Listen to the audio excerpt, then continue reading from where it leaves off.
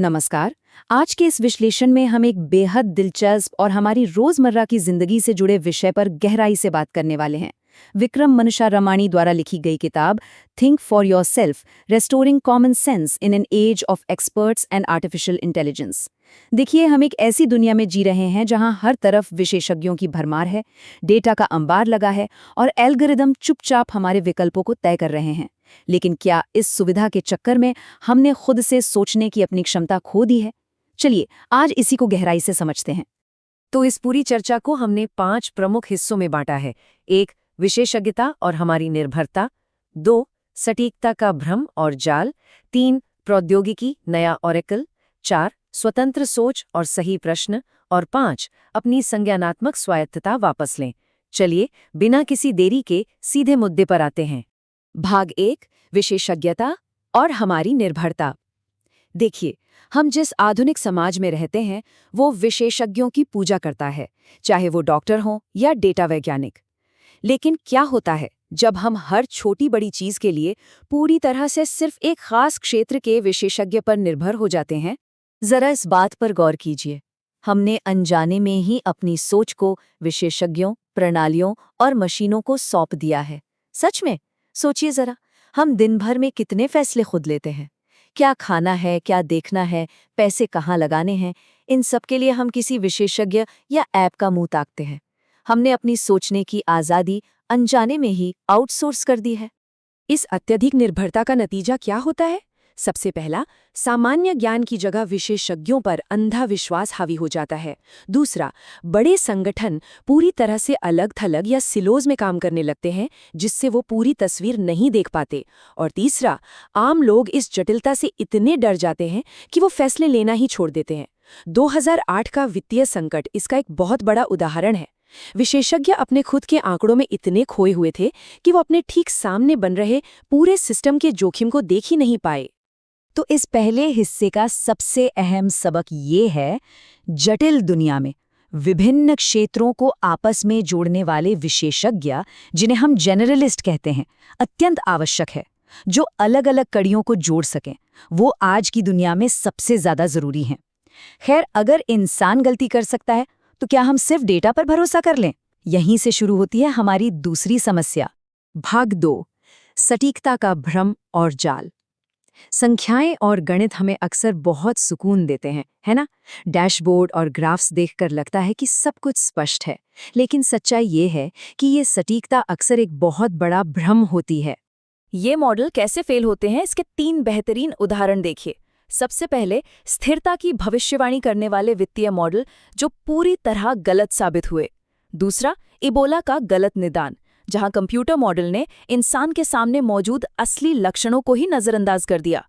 और तीसरा, बिगड़े हुए प्रदर्शन संकेतक या केपीआई, जो कर्मचारियों के व्यवहार को ही बिगाड़ देते हैं क्योंकि वे सिर्फ उसे मापते हैं जिसे मापना आसान होता है। हम इंसानों की फितरत है कि अगर कोई आंकड़ा दशमलव में हो, जैसे 99.99%, तो हम उसे परम सत्य मान लेते हैं, भले ही वो बिल्कुल गलत ही क्यों ना हो। इसलिए अगली बार कोई भी शानदार डेटा या ग्राफ देखने पर खुद से ये 3 जरूरी सवाल जरूर पूछें। इसके पीछे क्या मान्यताएं हैं? वास्तव में क्या मापा जा रहा है? और क्या ये वास्तविकता है या महज एक मॉडल? याद रखिए, डेटा को सिर्फ आपकी मदद करनी चाहिए, आपकी जगह फैसले खुद नहीं लेने चाहिए। अब जरा इस विशेषज्ञ जाल को थोड़ा और बारीकी से समझते हैं। विशेषज्ञ बेशक जरूरी हैं, पर वो भी तो इंसान हैं। सबसे पहली बात, वो अक्सर आपस में ही असहमत होते हैं। दूसरी, उनकी सीमाएं बहुत संकीर्ण होते हैं। तीसरी, वे दुर्लभ घटनाओं की भविष्यवाणी करने में लगभग हमेशा विफल रहते हैं। और सबसे खतरनाक बात, इंसान अपनी खुद की जिम्मेदारी से बचने के लिए उन पर आंख मूंद कर भरोसा कर लेते हैं। तो यहाँ सबसे बड़ी बात जो हमें गांठ बांध लेनी चाहिए वो ये है, विशेषज्ञों से परामर्श लेना चाहिए, लेकिन उनकी कभी पूजा नहीं करनी चाहिए। उन्हें कभी भी अचूक या भगवान मत मानिए। भाग 3, प्रौद्योगिकी, नया ऑरेकल। आज के समय में तकनीक शायद दुनिया की सबसे शक्तिशाली गाइड बन चुकी है। एल्गोरिदम और एआई अब तेजी से वो फैसले ले रहे हैं जो कभी सिर्फ हम इंसान लिया करते थे। लेकिन क्या आपने कभी सोचा है कि इस सुविधा की कीमत क्या है? सबसे पहला है स्वचालन पूर्वाग्रह, यानी मशीनों पर अंधा विश्वास, भले ही हमारी अपनी आंखें कह रही हों कि मशीन गलत है। दूसरा, अनुशंसा इंजन, जो हमारे लिए प्रतिध्वनि कक्ष या इको चैम्बर्स बना देते हैं। तीसरा, जीपीएस पर हमारी निर्भरता, जिसने हमारी अपनी स्थानिक जागरूकता को बिल्कुल कमजोर कर दिया है। और अंत में एआई, जिसमें मानवीय संदर्भ का पूरी तरह से अभाव होता है। हम यहाँ तकनीक के खिलाफ बिल्कुल नहीं हैं, लेकिन संदेश बिल्कुल साफ है। प्रौद्योगिकी का उपयोग करें, लेकिन इसके आगे अपने विवेक को न झुकाएं। तकनीक हमारी मदद के लिए है, हमें उसकी गुलामी नहीं करनी है। भाग 4, स्वतंत्र सोच और सही प्रश्न। देखिए, इस पूरे संकीर्ण विशेषज्ञता का एक ही असली इलाज है, और वो है संदर्भ को समझना। संदर्भ के बिना विशेषज्ञता वैसी ही है जैसे आप पहेली का सिर्फ एक टुकड़ा देख रहे हो और सोच रहे हो कि आपको पूरी तस्वीर समझ आ गई। असली मतलब तो हमेशा संदर्भ में ही छिपा होता है। इन 3 उदाहरणों से इसे और अच्छे से समझते हैं, जहां संदर्भ बेहद महत्वपूर्ण है। पहला, आर्थिक बुलबुले, जिन्हें सिर्फ स्प्रेडशीट देखकर नहीं बल्कि इंसानों के सामाजिक व्यवहार से समझा जा सकता है। दूसरा, चिकित्सा निदान, जहां मरीज का पूरा इतिहास जानना जरूरी है, सिर्फ टेस्ट रिपोर्ट नहीं। और तीसरा, राजनीतिक निर्णय, जो किसी देश या राज्य की सांस्कृतिक बारीकियों पर टिके होते हैं। स्वतंत्र सोच की शुरुआत हमेशा सही सवालों से होती है। ये 4 सवाल हमेशा अपने जहन में रखिए। हम क्या धारणाएं बना रहे हैं? ऐसा कौन सा सबूत होगा जो मेरा विचार बदल देगा? मैं क्या मिस कर रहा हूं? और अगर ये सच है तो इससे किसे फायदा हो रहा है?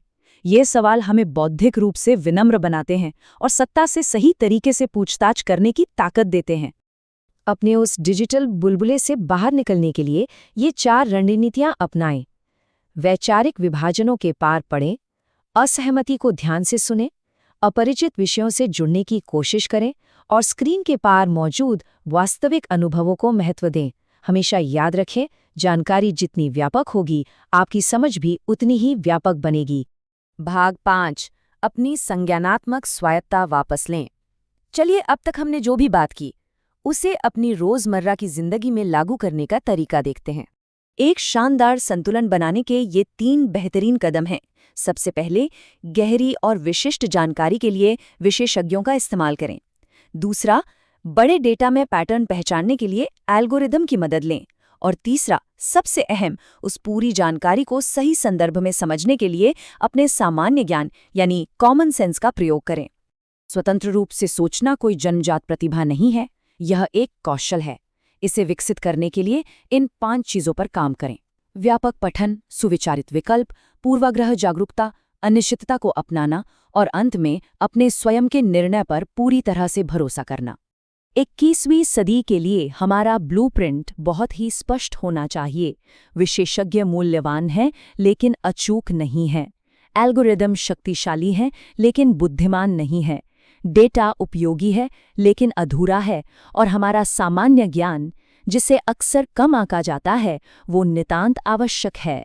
अंत में इस बहुत ही शक्तिशाली और यादगार विचार के साथ हम इस चर्चा को समाप्त करेंगे। आपकी जीवन का अंतिम विशेषज्ञ आप स्वयं हैं। तो सोचिए जरूर, अगली बार जब कोई जटिल मशीन या कोई बड़ा विशेषज्ञ आपको कोई रास्ता दिखाए, तो क्या आप आंख मूंद कर चलेंगे या अपना कॉमन सेंस इस्तेमाल करके खुद से सही सवाल पूछेंगे? इस पर विचार जरूर कीजिएगा।